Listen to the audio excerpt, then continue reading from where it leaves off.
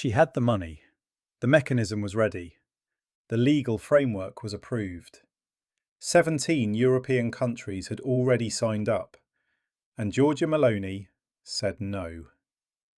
This is the story of 12 billion euros that Italy walked away from, and the two words that explain everything about what happens next.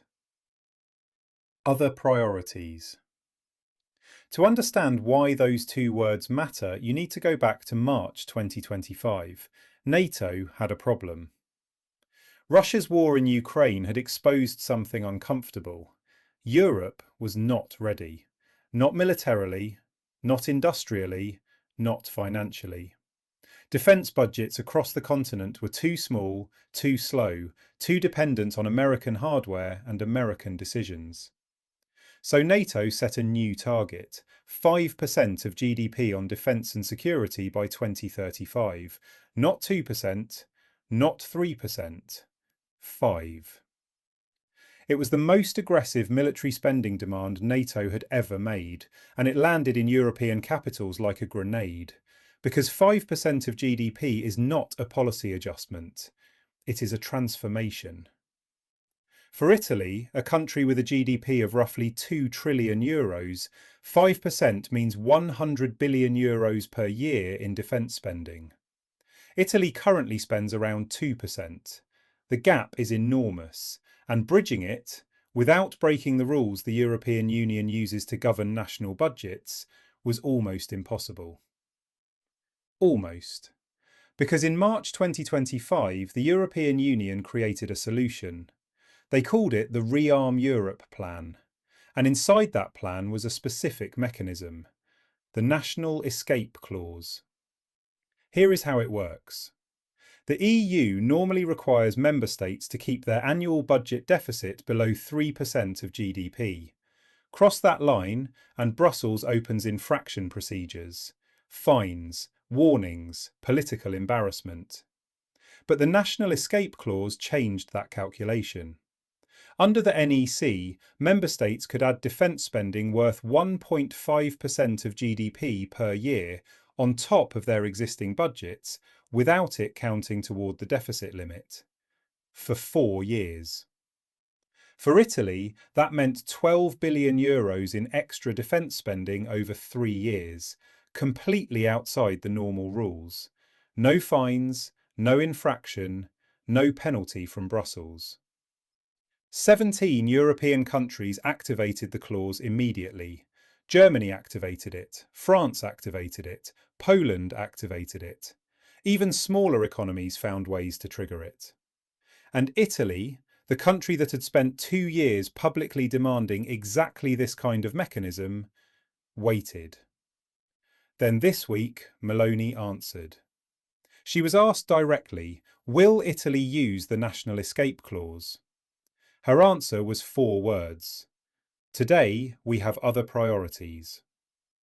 4 words that ended a 2-year campaign, that left 12 billion euros on the table, that told NATO something Italy had never said out loud before. What are those other priorities? The first is the deficit. Italy's annual budget deficit currently stands at 3.1% of GDP. That is above the EU's threshold. Meloni's government had committed to fiscal credibility, to showing Brussels and the bond markets that Italy was getting its finances under control.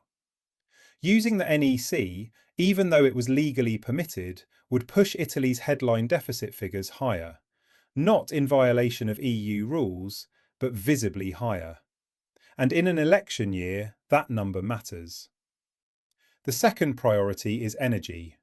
The US-Israeli war on Iran has done something to European energy markets that economists are still trying to measure. Oil prices spiked, gas prices followed. Italy imports most of its energy. Italian families are paying more to heat their homes. Italian businesses are paying more to keep their factories running. And Italian voters, polling consistently, say the economy and energy costs are their top concerns. Not defence, not NATO, not the war in Iran. Electricity bills. The third priority is the election. Meloni faces Italian voters in 2027, 16 months away. She has already survived a referendum defeat, a public attack from Trump, an insult from Moscow's most powerful propagandist, and a constitutional standoff with her own president. Her approval rating has recovered, but recovered approval ratings are fragile things. And telling Italian voters that their government is spending €12 billion more on tanks and jets, while energy prices are rising and wages are flat, is a risk Meloni is not willing to take. The Economy Minister, Giancarlo Giorgetti, was reportedly against the NEC from the beginning. And in Italian coalition politics, Giorgetti's opposition carries weight. This was not a sudden decision, it was a calculated one. So Italy said no. But here is what makes this story more complicated than a simple budget decision. Italy did not just decline the NEC. Italy helped create the NEC. For 2 years, Meloni's government had been publicly urging Brussels to set up exactly this kind of mechanism. A way to boost defence spending without triggering EU deficit rules. Italy had pushed for it in European Council meetings.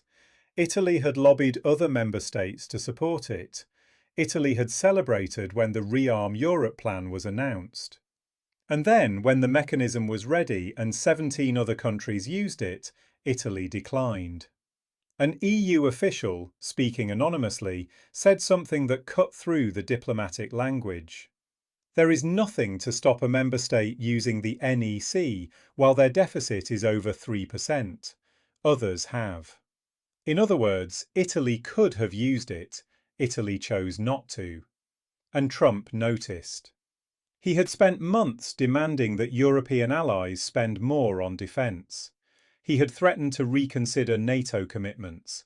He had publicly shamed countries that weren't meeting their targets. And now the country he had called his closest European ally, the country led by the woman he once described as a real live wire, had walked away from €12 billion in defence spending. Because of energy bills, because of an election. The relationship between Trump and Meloni has already been damaged by the Iran war, by the Sigonella refusal, by the defence agreement with Israel that Italy suspended, by Meloni's public defence of Pope Leo against Trump's attacks. The €12 billion decision is one more brick in a wall that is being built, quietly, between Rome and Washington. But Meloni is not walking away from NATO. She is not walking away from the alliance.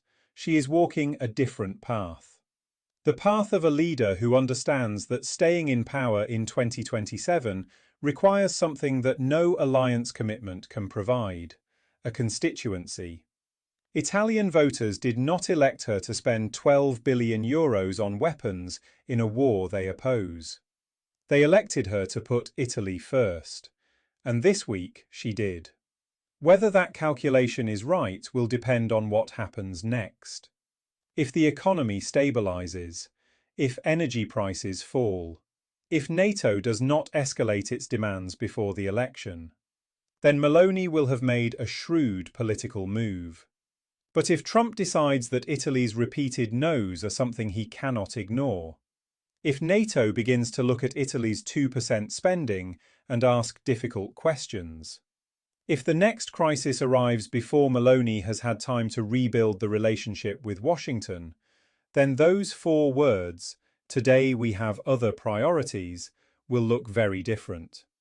In politics, priorities are a statement of values.